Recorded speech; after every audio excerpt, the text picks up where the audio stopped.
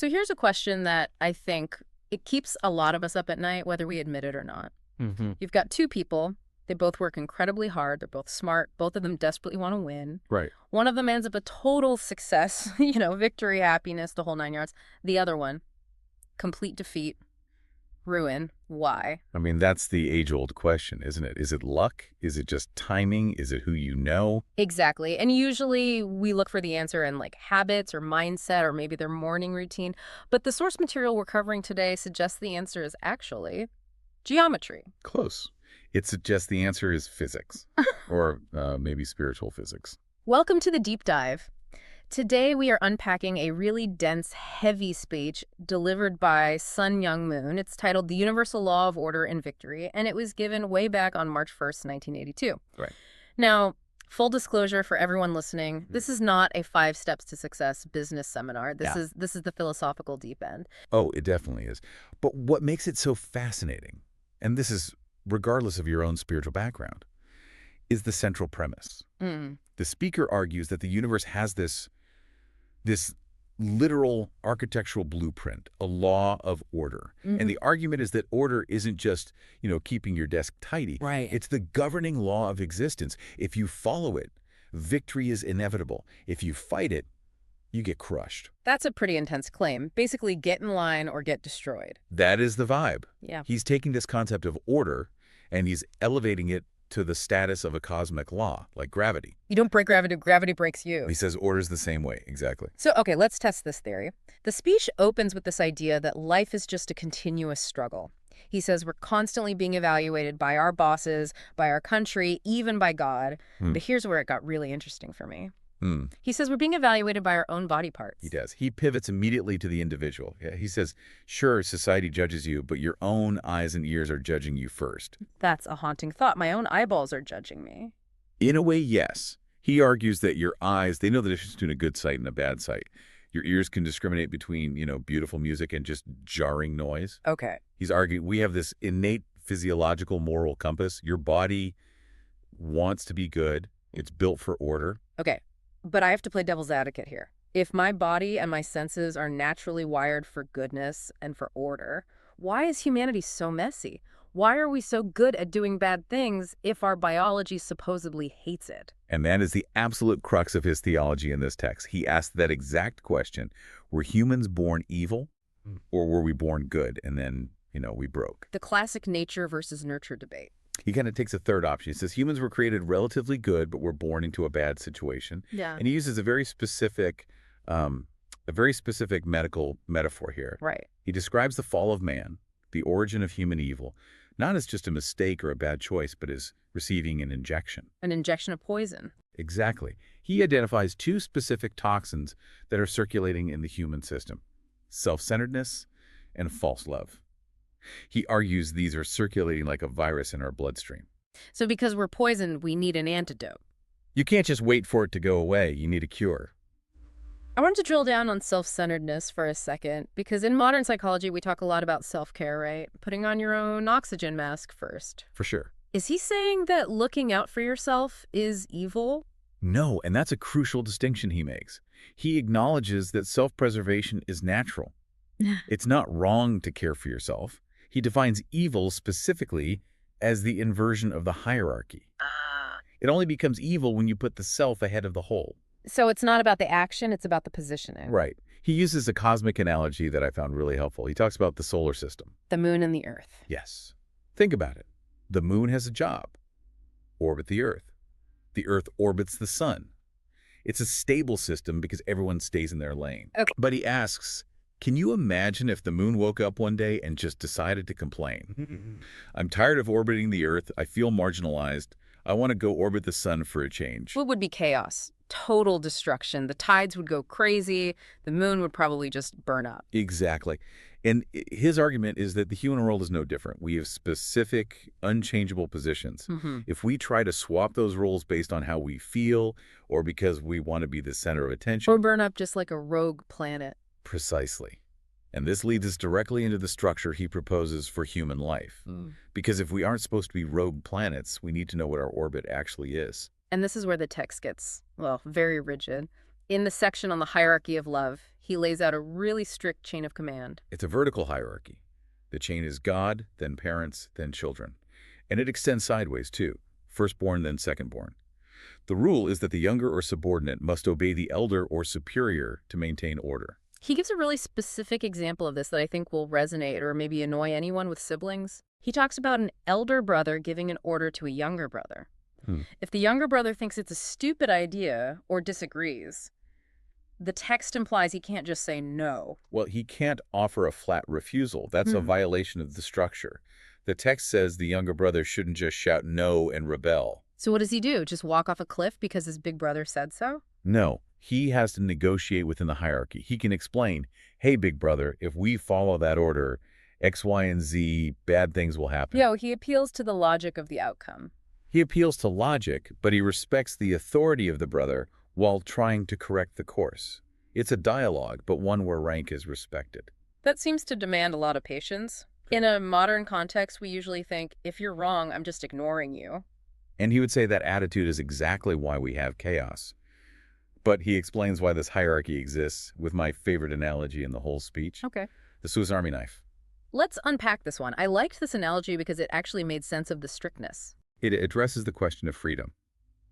He says a parent wouldn't hesitate to give a Swiss Army knife to a teenager, but you would never give it to a 3-year-old. Of course not, because the 3-year-old lacks discernment. They just see a shiny object. Right.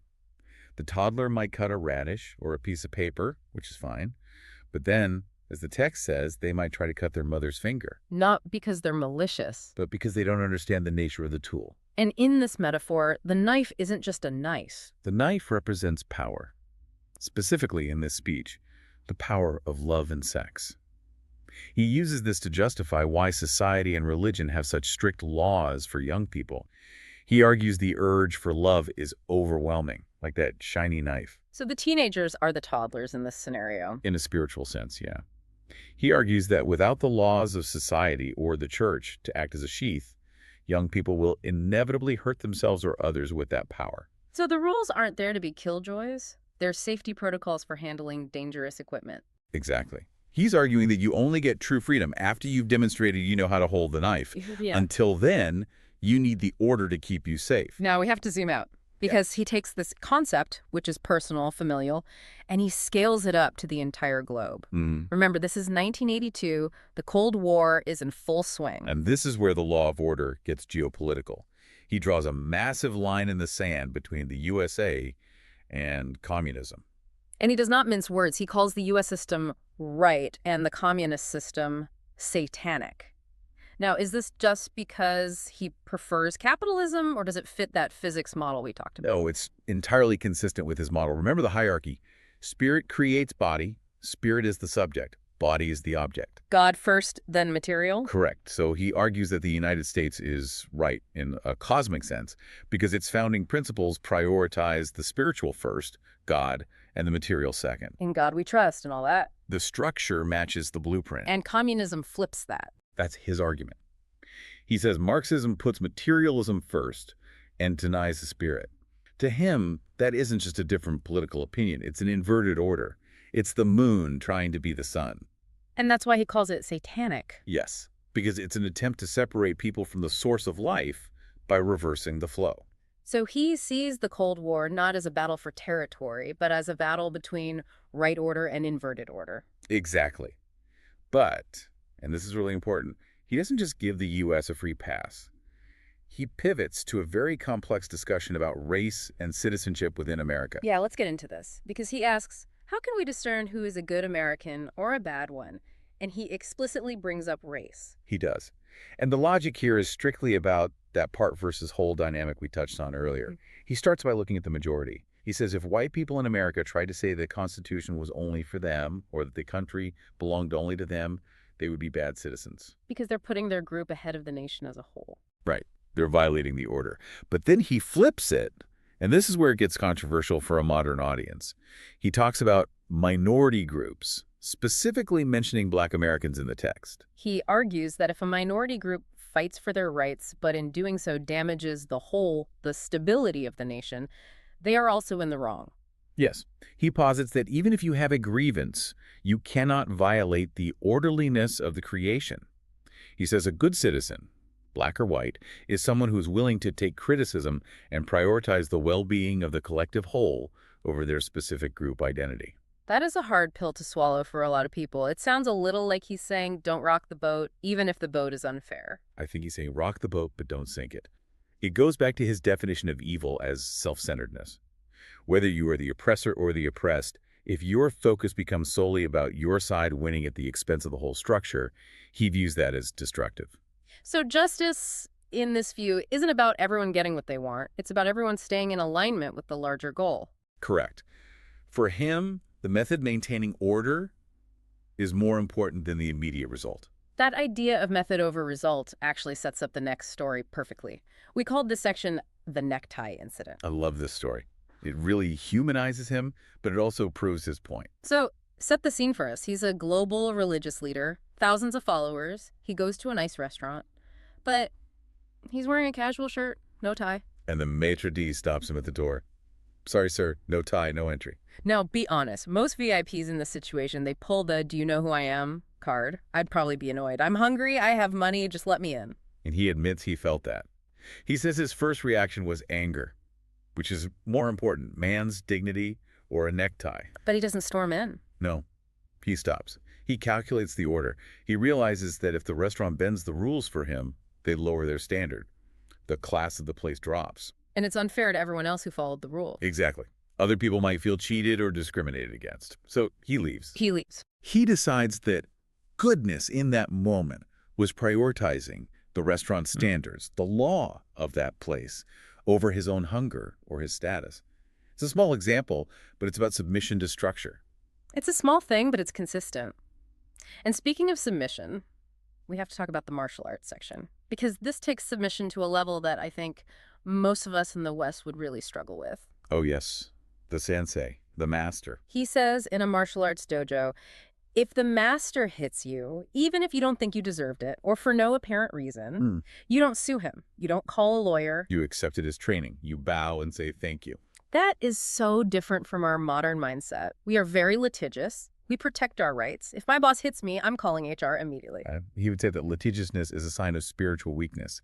He implies that a victorious person is one who can absorb that impact without shattering. It's about being tough enough to be obedient. He contrasts this with the idea of a false victory. He uses a wrestling analogy. Right. If a wrestler cheats, uses an illegal move, the ref doesn't see. He might win the match. He gets his hand raised. The crowd cheers. But the speaker says this is actually a defeat. It is, because the victory violated the order. He believes the universe keeps a scorecard.